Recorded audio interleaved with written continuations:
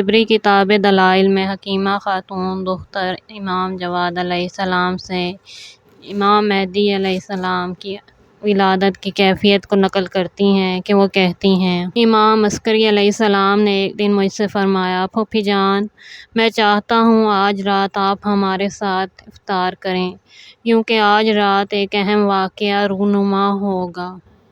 میں نے عرض کی، کون سا امر آج کی رات رونما ہوگا؟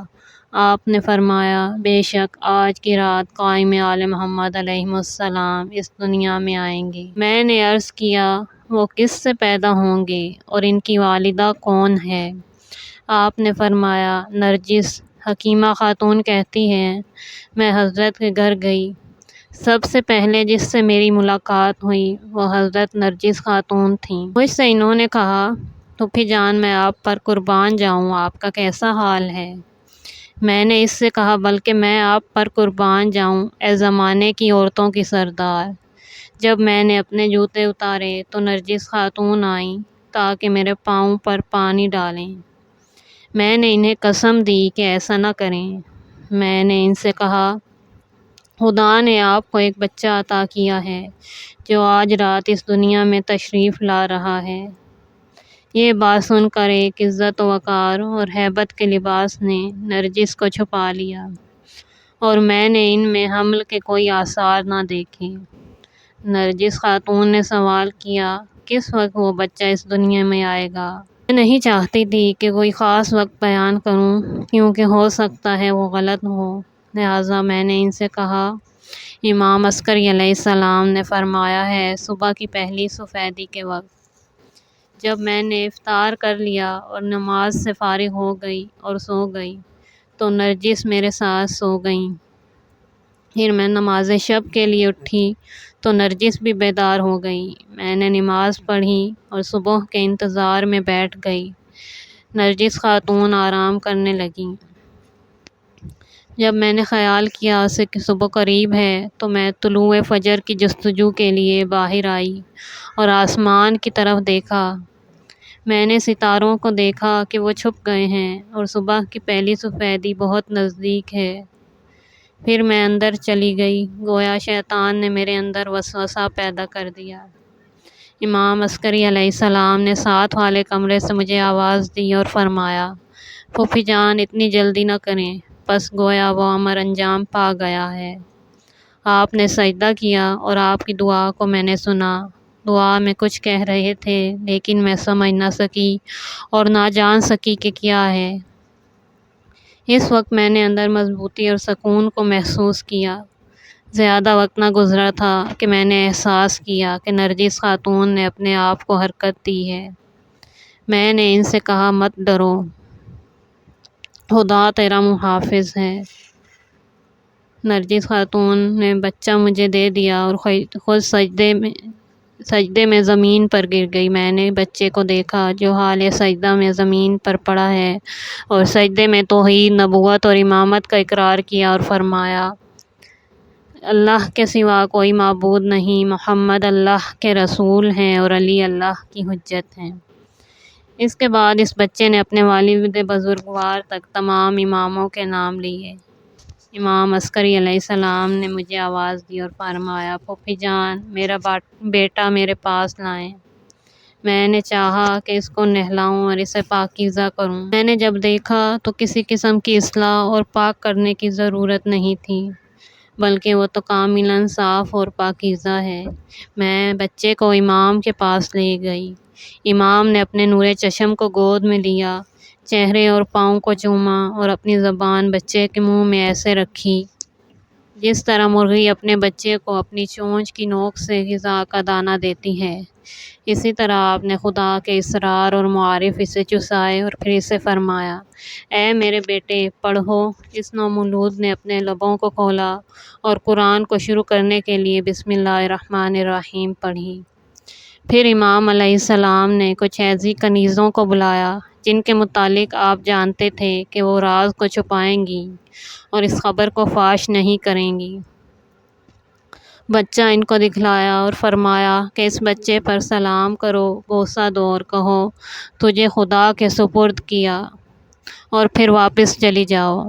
اس کے بعد آپ نے فرمایا پھوپھی جان نرجس کو بلاؤ کہ میرے پاس آئے۔ میں نے انہیں آواز دی اور کہا امام علیہ السلام آپ کو بلا رہے ہیں تاکہ بچے کو دیکھ لیں اور اس کے ساتھ الوداع کریں۔ میں اس اہم امر اور واقعے کو دیکھنے کے بعد اور رات گزارنے کے بعد اپنے گھر واپس چلی گئی۔ اگلے دن جب میں امام کی خدمت میں پہنچی تو بچے کو آپ کے پاس نہ پایا۔ آپ کو میں نے بچے کی ولادت کی مبارکباد دی اور آپ سے بچے کے متعلق دریافت فرمایا۔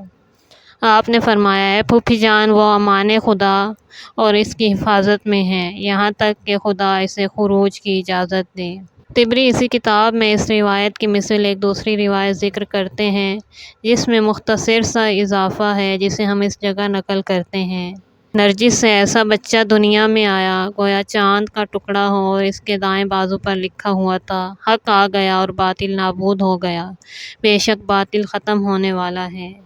امام علیہ السلام نے کافی دیر تک بچے کے ساتھ اظہار محبت کیا اور گفتگو کی۔ پھر بچے نے اپنے لب مبارک کھولے اور گفتگو شروع کی۔ اس کے بعد سب اماموں کے نام اپنے نام سمیت شمار کیے اور اپنے دوستوں کے لیے دعا کی کہ خدایا اس کے ہاتھ پر فرج اور کشادگی عطا فرمائے۔ پھر میرے اور امام کے درمیان تاریکی نے فاصلہ پیدا کر دیا۔ اس کے بعد میں نے بچے کو نہ دیکھا۔ میں نے عرض کیا اے میرے آقا وہ بچہ جو خدا کے نزدیک صاحب عزت ہے کہاں گیا؟ آپ علیہ السلام نے فرمایا وہ جو اس بچے کے ساتھ تجھ سے زیادہ لائق ہے اس نے لے لیا ہے۔ میں اپنی جگہ سے اٹھی اور گھر واپس چلی گئی۔ 40 دن کے بعد میں امام کے گھر دوبارہ مشرف ہوئی۔ ایک چھوٹے بچے کو دیکھا جو گھر کے اندر چل رہا تھا۔ اس بچے کے چہرے سے خوبصورت چہرہ نہیں دیکھا اور نہ ہی اس کی زبان سے زیادہ فصیح تر زبان اور اس کے کلام سے زیادہ دل نشیں کلام میں نے نہیں سنا۔ میں نے امام علیہ السلام سے عرض کیا یہ کون ہے جو ان اوصاف کا مالک ہے؟ آپ نے فرمایا وہی بچہ ہے جو خدا کے نزدیک صاحب عزت و اکرام ہے۔ میں نے عرض کیا اس بچے کو تو دنیا میں آئے 40 دن سے زیادہ نہیں گزرے لیکن وہ 40 دن کا نہیں لگتا۔ امام علیہ السلام مسکرائے اور فرمایا پھوپھی جان کیا آپ نہیں جانتی کہ ہم اماموں میں سے ہر کوئی ایک دن میں اتنا بڑھتا ہے جتنا دوسرے لوگ ایک ہفتے میں، اور ایک ہفتے میں ہم اتنا بڑھتے ہیں جتنا دوسرے لوگ ایک مہینے میں، اور ایک مہینے میں ہم اتنا بڑھتے ہیں جتنا دوسرے لوگ ایک سال میں۔ ایک شاعر نے کیا خوب شعر کہے ہیں وہ صاحب الزمان اور امام ہے سب جس کے انتظار میں ہے، وہ اگر کوئی چیز نہ چاہے اور قبول نہ کرے تو خدا کی تقدیر نہیں بنتی اور جاری نہیں ہوتی۔ وہ تمام اہل بشر پر خدا کی حجت ہے اور وہ تمام اچھی خصلتوں اور عادتوں میں سب کائنات والوں سے افضل اور برتر ہے۔ وہ آسمان عظمت کا سورج اور تاریکیوں میں روشنی دینے والا چراغ ہے اور وہ مہربان خدا کی طرف سے لوگوں میں سے چنا ہوا ہے۔ وہ خود امام ہے اور اس کے آباء و اجداد بھی امام تھے۔ وہ تمام صفات اور کمالات عالیہ کا مرکز ہے۔ وہ عزت و عظمت میں سب سے آگے ہے۔ وہ بزرگواری اور عطا کرنے کی صفت میں بلند ترین مرتبے پر فائز ہے۔ زمین کے بادشاہ ان کے دولت گداہ پر حاضری دیں تو ان کی جگہ اور مقام وہاں ہے جہاں جوتے اتارے جاتے ہیں۔ اے خدا کے امین، اے چراغ ہدایت، اے مخلوقات کے رہنما، اے سخاوت اور بخشش کے سمندر، اپنے ظہور میں جلدی فرمائیں کیونکہ آپ کی غیبت کی مدت طول پکڑ چکی ہے اور دین الہی ختم ہو چکا ہے اور ہر طرف گمراہی کا ڈیرا ہے۔ امام زمان علیہ السلام کی ولادت بسعادت کی مناسبت سے آیت اللہ استاد حاج شیخ محمد حسین اصفہانی کے فارسی اشعار کا ترجمہ پیش خدمت ہے۔ اے نسیم سحر تو بتا آج کی رات کون سی رات ہے؟ آج کی رات میرا چاند دل محفل کی شمع بنا ہوا ہے۔ آج کی رات کیا کامیاب رات ہے اور دن کیا دل جوش دل خوش کرنے والا دن ہے۔ آج کی رات چمکنے والی رات ہے میرے پرسکون دل کے لیے۔ رہنے والے سورج کے چمکنے کا مقام اور انوار ازلی کے طلوع ہونے کی جگہ صاحب العصر ابو الوقت امام زمانہ ہے۔ وہ عدل کے ساتھ قیام کرنے والے مظہر اور خدا کے حجاب ہیں، پوشیدہ رازوں کو ظاہر کرنے والے اور خفیہ چیزوں کو ظاہر کرنے والے ہیں۔ وہ نظام کائنات کا مرکز اور وجود ہستی کا مدار ہیں۔ اس کائنات کے ساتھ ان کا تعلق روح و بدن جیسا ہے۔ وہ کن فیکون کے مالک اور کون و مکان کے بادشاہ ہیں اور احسان کرنے والی ذات خدا کی سلطنت عظیمہ کے مظہر ہیں۔ وہ ایسا سمندر ہے جو ہمیشہ موجیں مارتا ہے اور ایسا چشمہ ہے جو ہمیشہ جاری و ساری رہتا ہے، جس کے اندر صبح و شام روح قدس ہوتا زن رہتی ہے۔ طور سینا پر مثل موسیٰ کلیم تجلی کیے ہوئے ہے، پہاڑ کے اوپر کیونکہ ہر جگہ اس کا وطن ہے۔ وہ مصر کا یوسف ہے، حقیقت میں دوست یوسف کے حسن کا حامل ہے، بلکہ یہ کہا جائے کہ وہ ایک قیمتی موتی ہے۔ وہ ایک قاطع حجت و دلیل اور شرک و گمراہی کو ختم کرنے والا ہے۔ وہ ایک وسیع رحمت اور ہر غم و اندوہ اور مشکل کو دور کرنے والا ہے۔ وہ صاحب علم و یقین اور دین و آئین کا حامی و ناصر ہے، کجی اور گمراہی کو ختم کرنے والا اور فرائض و سنتوں کو زندہ کرنے والا ہے۔ وہ تمام اچھی خصلتوں کا مالک ہے۔ اہل گمراہی اور ضلالت کے تفرقہ کے بعد، زمین کو فتنوں سے پر ہو جانے کے بعد، عدل کو ہر طرف پھیلانے والا ہے۔ اے اس جہاں کے سلیمان اور اے عرش و فرش کے بادشاہ، تیرا ملک کب تک مشرک اور ملحد لوگوں کے ہاتھ میں رہے گا؟ اے ملکوت اعلیٰ کے ہما اور جبروت اعلیٰ کے کبوتر، کب تک دین کے باغ میں کوے اور چیل کا بسیرا رہے گا؟ اے کعبہ توحید کے لباس اور اے وہ جس کا دروازہ امید کا کوچہ ہے، کب تک دلوں کا کعبہ بتوں کا گھر رہے گا؟ انا للہ کے ذات سے پردہ تو اٹھا دیجئے تاکہ دنیا جان لے کہ یہ کام ہمارے لائق ہے۔